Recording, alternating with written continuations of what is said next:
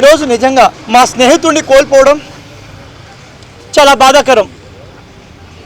ఒక స్నేహితుడిగా ఇక్కడ ఉన్న ప్రతి ఒక్కరికి కూడా దినేష్ మాట పలకరింపు, బాధ, ఆవేదన ప్రతి ఒక్కరిని ఎవరు పేరున పలకరించినా ఒకే పేరు దినేష్ చనిపోవడానికి కారణం బిఎంకే, ఆర్జే బిఎంకే. కానీ మావాడు 2 నెలల క్రితం నా స్నేహితుడు కెంపులో దినేష్ మూర్తి సూసైడ్ చేసుకుంటే ఆ రోజు హాస్పిటల్ దాంట్లో ఉన్నటువంటి నోట్లో కూడా ఒకరిని బాధ పెట్టకూడదు, ఇబ్బంది పెట్టకూడదు అంటే ఆ రోజు కూడా ప్రత్యక్షంగా స్నేహితుడుగా ఉంటూ వెన్నుపోటు పొడిచినటువంటి ఆ ఆర్జే బిఎంకే అక్కడ చూస్తే ఈరోజు ఉదయం తెల్లవారుజామున చేసుకున్నాడో అర్ధరాత్రి ఊరేసుకున్నాడో తెలియదు, కానీ ఆ బాడీ ఏలాడుతుంటే మాకు వచ్చిన ఇన్ఫర్మేషన్ భయంతో నేనెక్కడ చిక్కిపోతానే అని కాలు కాలిగినటువంటి పిల్లిలా తిరుగుతూ అదే అపార్ట్మెంట్లో అదే రూములో చాలామంది చూస్తుండగా చరణ్ అవునా కదా తిరుగుతూ ఉన్నాడా లేదా? ఇలాంటివి బిఎంకే అనే వ్యక్తి ఎందుకు చేయాల్సి వచ్చింది అని చెప్పేసి నేను అడుగుతున్నా. మాకే చరణ్కి కానీ నాకు కానీ మా సందీప్ కానీ అందరికీ ఎవరినైనా సరే నేను చాలాసార్లు ఆ వ్యక్తిని నేను ప్రేమిస్తున్నటువంటి అమ్మాయికి మాకు మధ్యలో రావద్దని కాళ్ళు పట్టుకున్నాడని కూడా మాకు చెప్పాడు, బతిమాలుకున్నాడని మాకు చెప్పాడు. ఆ రోజు ఆ బిఎంకే చెప్పిన పదం, బ్రో మాది సినీ ఫీల్డ్ లాంటిది బ్రో, మా ఇద్దరి కెమిస్ట్రీ అవన్నీ చూస్తేనే మేము యాంకర్స్గా కనబడతాం, నువ్వు ఇంకా అప్డేట్ కాలేదు బ్రో అని వాడిని హింసించే విధంగా ఆ మాట చెప్పి వాడి మనసు బాధ కలిగించే విధంగా చేసి పంపించి అంతటితో ఆగకుండా 2 నెలల నుంచి వాళ్ళు రీల్స్ని ఏర్పాటు చేసి వాడికి సుఖ సంతోషాలు లేకుండా లాస్ట్కి వాళ్ళ కళ్ళల్లో ఆనందం మా స్నేహితుడిని మేము ఉరికంబంలో ఉరితాడులో చూడాల్సిన పరిస్థితికి వస్తుంది. కాబట్టి 2 చేతులు జోడించి మీ ప్రతికాముడిగా ప్రశ్ముఖంగా నేను కోరుకునేది, నా ఫ్రెండ్ ఆత్మశాంతికి జరగాలి అంటే ఆ బిఎంకే మీద వెంటనే విచారణ జరిపించి, ఆ రోజు కూడా సూసైడ్ చేసుకున్నప్పుడు హాస్పిటల్లో ఎందుకున్నావు, ఈరోజు ఉదయాన్నే నీ యొక్క అపార్ట్మెంట్లో కింద నా స్నేహితుడు ఉరి వేసుకుని వేలాడుతుంటే ఆ బెడ్రూమ్లోకి వెళ్ళి నువ్వు ఎందుకు 4-5 సార్లు వెతకడం స్టార్ట్ చేసావు అని చెప్పేసి నాకు ఒక డౌట్ ఉందని చెప్పేసి నేను మీ పత్రికాముఖంగా కోరుకుంటున్నాను. కాబట్టి దయచేసి ఈ యొక్క మీడియా ద్వారా ఆ అధికారులు నేను కోరుకునేది వెంటనే బిఎంకేని మీరు తీసుకొని ఈ ప్రేమికుల మధ్యలో వచ్చి ఒక ప్రాణాన్ని తీసినటువంటి వ్యక్తికి మీరే విచారణ జరిపించి తగిన చనిపోయిన వ్యక్తికి న్యాయం చేస్తూ ఒక స్నేహితుడిగా మాకు కూడా న్యాయం జరుగుతుందని కోరుకుంటున్నాను. మీ దుర్గా ఉరేసుకొని చనిపోయినాడని చెప్పి నేను సర్రంట అపార్ట్మెంట్ కాడికి వచ్చాను. ఈలోగా పోలీసులు వాళ్ళ ఫ్రెండ్స్ అందరూ అక్కడ ఉన్నారు. నన్ను తాకని లేదు, నన్ను దూరంగా ఉండమన్నారు.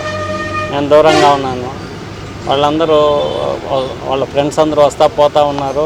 నన్ను అడిగితే నాకేం తెలియదు, నన్నే రావద్దన్నాడు. ఎప్పుడు నేను ఆ ఇంటికాడికి రాలేదు, నన్ను రానిడు కూడా రానిడు ఆయన అని చెప్పాను.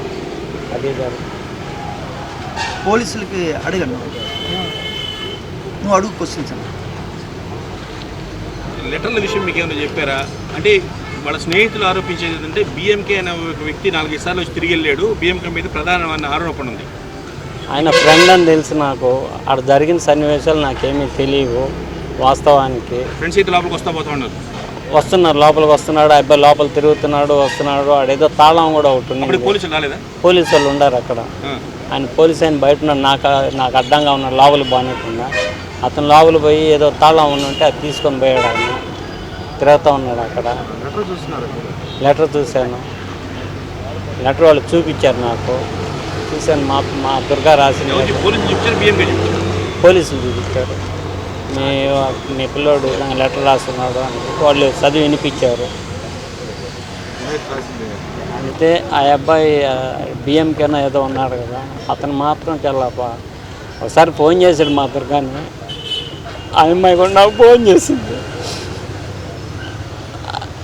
అంకుల్ మీ దుర్గాకి నాకు ఎలాంటి సంబంధం లేదు అని చెప్పి మీ అబ్బాయికి అన్నం మీరు పెట్టుకోండి అని నేను వాడికి చెప్పాను. వాడు రమ్మన్నా ఇంటికాడ ఉంటా అన్నా వాడు వినలేదు. అంతే.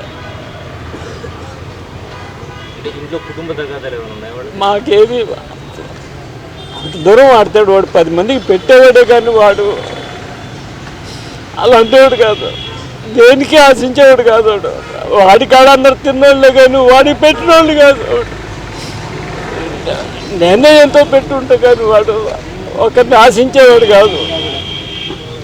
దినేష్ మీకు చిన్నప్పటి నుంచి తెలుస్తుంది, డబ్బుల కోసం చచ్చిపోయింది వీక్ క్యారెక్టర్. డబ్బుల కోసం డబ్బులు లేవని, డబ్బు కోసం వాడు ఏ రోజు ఆశించినాడు కాదు, వాడి చేతులారా పోగొట్టుకున్నాడు. డబ్బుల కోసం చచ్చిపోయింది వీక్ క్యారెక్టర్ కాదు, అనే కాదు అసలు డబ్బుల కారణంగా ఆర్థిక ఇబ్బందుల కారణంగా చచ్చిపోయాడు. వాడు ఎంత అప్పు చేసినా బయటపడ్డాడు. అలాంటి వాడైతే కాదు, ఏదో జరిగిందని నా ఆలోచన, అంతేగాని ఏదో ఆలోచన లేదు.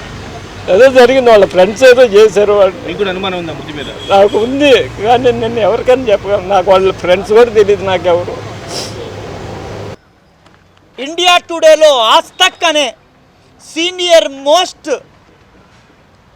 విలేకరి అయినటువంటి ఆ వ్యక్తి చనిపోవడానికి కారణం ఏంటి అని ఇప్పుడు పెద్ద ఆయన చెప్పిన దాన్ని బట్టి, తన బంధువులు పోగానే చూసిన దాన్ని బట్టి చూస్తే అది సహజ మృతి కాదు అని చెప్పేసి మా నెల్లూరు జిల్లా ఎస్పీ అయినటువంటి చనిపోయిన వ్యక్తి సామాన్య వ్యక్తి కాదు కాబట్టి నేషనల్ సంబంధించినటువంటి ప్రెస్కి సంబంధించినటువంటి విలేకరి కాబట్టి సామాన్య మానవులకి న్యాయం చేయాలి అంటే అండగా ఉన్నటువంటి వ్యక్తికే ఈరోజు అన్యాయం జరిగింది. కాబట్టి వెంటనే నెల్లూరు జిల్లా ఎస్పీ గారైనటువంటి స్పందించి బిఎంకే అనే వ్యక్తి పోలీసులు ఉండగా సొంత వ్యక్తికి అడ్డంగా నిలబడి ఆ వ్యక్తి లోపలికి ఎందుకు వెళ్ళాడు అనే అనుమానాలు ఉన్నాయి.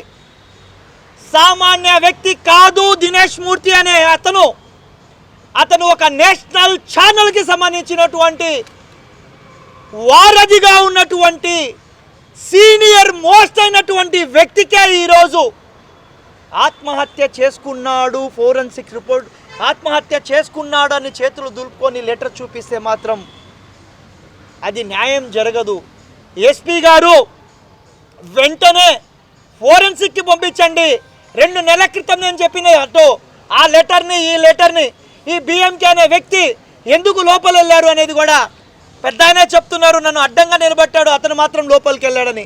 కానీ 2 చేతులు జోడించి ఒక స్నేహితుడిగా, అదేవిధంగా నేషనల్ ఛానల్కి సంబంధించినటువంటి ఒక విలేకరి అయినటువంటి వ్యక్తిని కోల్పోవడం ఇది సహజ మరణంలా కనబట్లేదు చెప్తున్నారు. కాబట్టి వెంటనే ఈ కేసుని దర్యాప్తు చేసి ముమ్మరంగా ఆ బిఎంకే అనే వ్యక్తిని తీసుకొని విచారణ చేపట్టి భారతదేశంలో ఉన్నటువంటి అన్ని మీడియాకి న్యాయం జరగద్ది అని చెప్పేసి మీ ద్వారా నేను తెలుపుకుంటున్నాను.